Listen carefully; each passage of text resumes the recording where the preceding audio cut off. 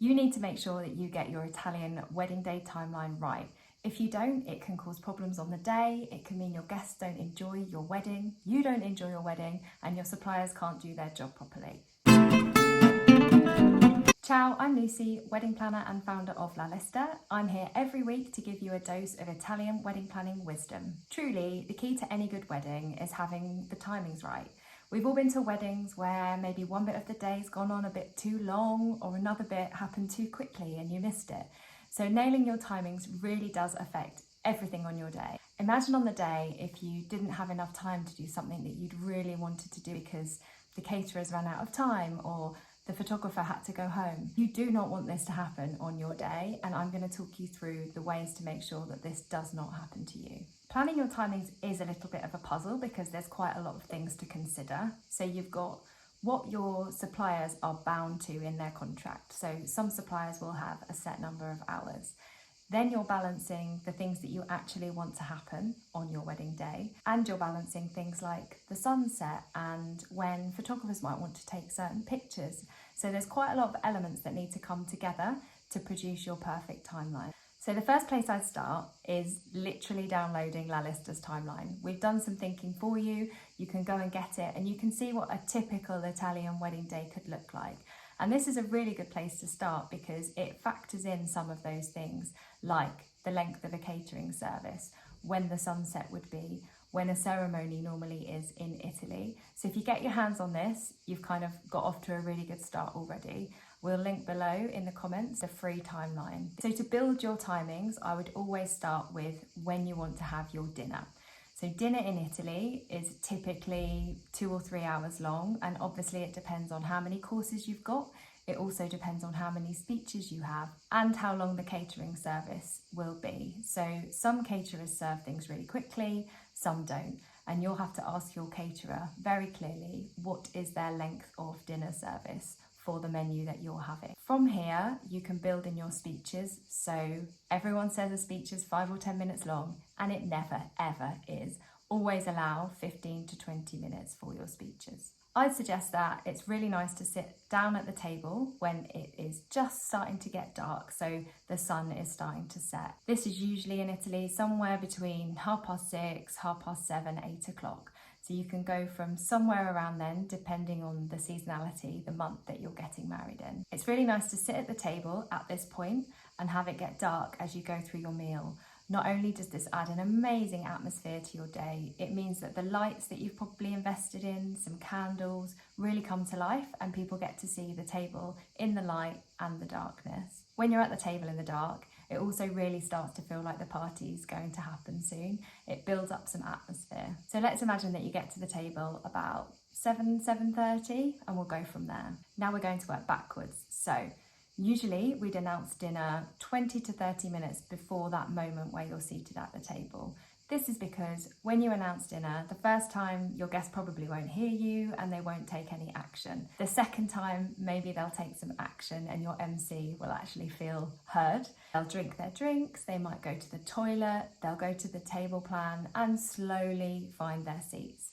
Now, if your dinner is in a different place to your aperitif, then you might need a little bit more time for people to transition and move to the dinner space. This half an hour or so is a really good chance for you and your new husband or wife to head off and have a moment together to freshen up.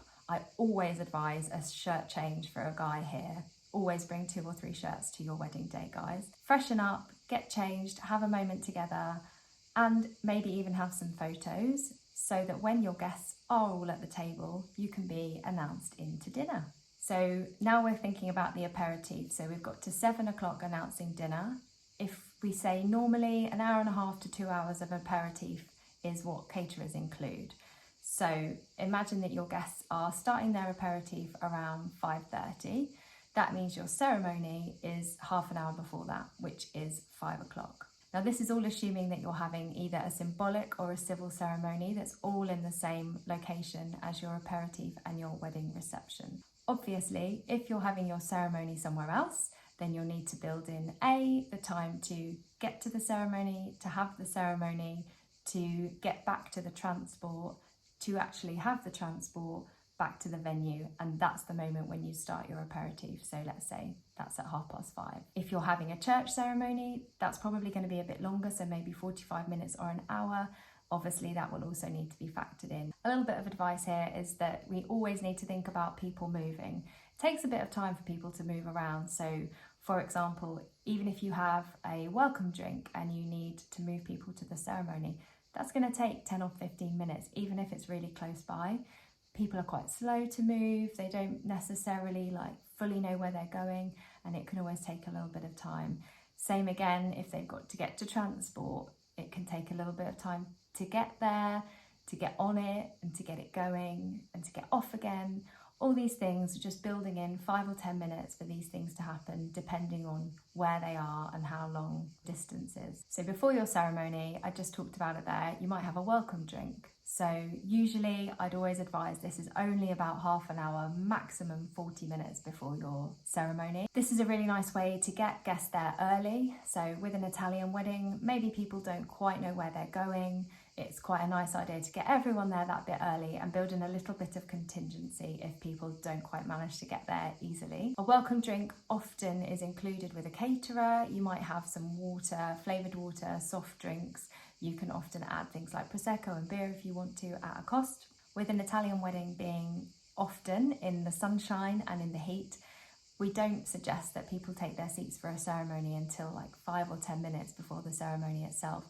So even with a 40-minute welcome drink buffer, you really actually have about half an hour for that welcome drink, which is definitely enough time. The other side of that, we start to risk people getting a little bit bored and a little bit hot. So we've got to the top end of the day, let's get back to dinner. So I talked a little bit earlier about how dinner is usually 2 or 3 hours long, and this depends on your speeches and any other activities that you might have. One bit of advice on speeches is not to break them up too much.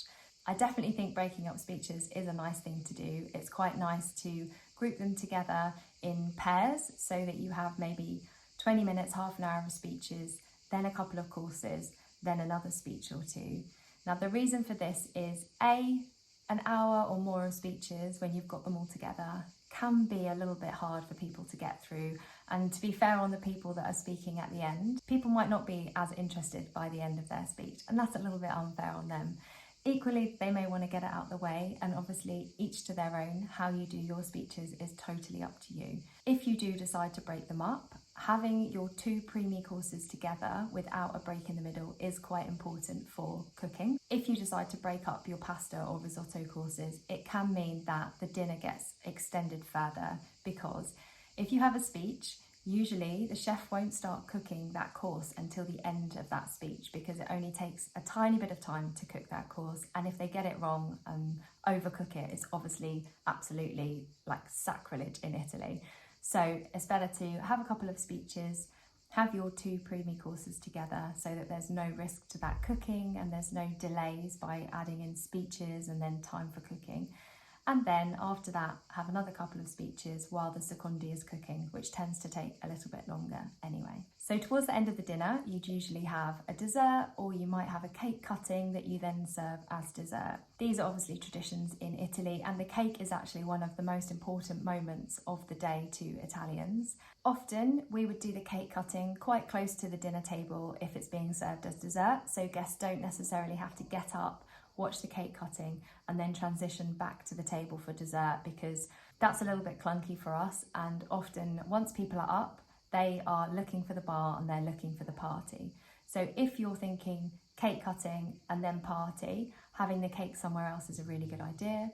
The cake cutting doesn't take that long. Again, think about people transitioning to that cake cutting, doing it, which can take 5-10 minutes maximum, and then move into the next part, which is often the first dance. If you're having a first dance, I'd literally announce this when you're at the cake cutting, so you move straight into the first dance and then you go straight on with the party. And that's all your kind of formal parts of the day done. That's all your major timings nailed. As we get to the end of the day, start to think about how long you want your party to be. So if we've had a 7:30 dinner with a couple of speeches, we're probably looking at around a 9:30 cake cutting, then a first dance, and getting the party started. So if you want your day to be quite relaxed, I'd say let it flow this part of the day, and your cake cutting and first dance could be anywhere between 9:30 and 10:30. I'd always anticipate that your dinner takes a little bit longer than you plan, and your cake cutting and first dance may not be until 10:30. This means that if you get to that on the day, there's no disappointment and you've already thought about having the length of party that you really want. Now you can choose how long your party is. You can tell your bar service or your caterer, I want a 3-hour party. So let's say your party starts at 10:30 and you want it to go to 1:30. If your bar closes at 1:30, I'd suggest that you have buses starting from around midnight. There's always someone that wants to go home around midnight, and it's easier if you've booked a bus service to have it do shuttles. These shuttles will depend on the distance they have to go and how many different locations they have to stop at. But let's say you have a shuttle at 12, 1 and 1:45, so that the party ends, people finish their drinks and have time to get on the buses. So there I've taken you through how the timings can work, but you do need to consider some other people in these timings, and they will change as you go through your wedding. So it's a really good idea to have these timings in place when you start to book your suppliers, so you can make sure that they cover the length of service that you're looking for. So back to the beginning, get that template and make your version of your wedding day so you can share it with suppliers when you're booking them. Then when you get closer to your wedding, you'll find that your timings might have changed slightly, especially if you've got a planner to support you. They may have added other little things in. You might have added other services and things that need to be considered. It is beyond important that you share these timings with your suppliers as a brief before your wedding. The idea is that you're sharing it with them, but they can also input to them. And obviously there are certain suppliers that are more important in their feedback, and this is photographer and videographer. They have a very clear thing that they're trying to get out of your day, and the timings can hugely affect their ability to do their job. So asking them for their feedback and adapting the timings to build this in is crucial to them being able to do their job and obviously your lifelong memories of the day. Finally, you can plan something to the nth degree. Believe me, I'm a planner. I try and plan everything. But on the day, things won't go exactly to plan, and timings definitely won't. You can only plan so much, and maybe there'll be something that someone hasn't thought of, maybe something will go slightly off track. But believe me, I've seen hundreds of weddings, and when things go off track, it's actually beautiful. Your day flows better, you're free to make more decisions on the day, and just goes with what feels right in the moment, not what looked right in a spreadsheet. Trust yourself, trust your suppliers, give them all the information you can, and you will have a brilliant day.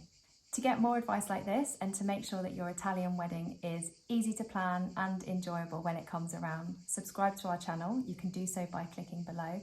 And please leave me a comment. Let me know if this was helpful or if you've got any other advice for couples who are also planning their Italian wedding. Have a great week, and I'll see you next Wednesday.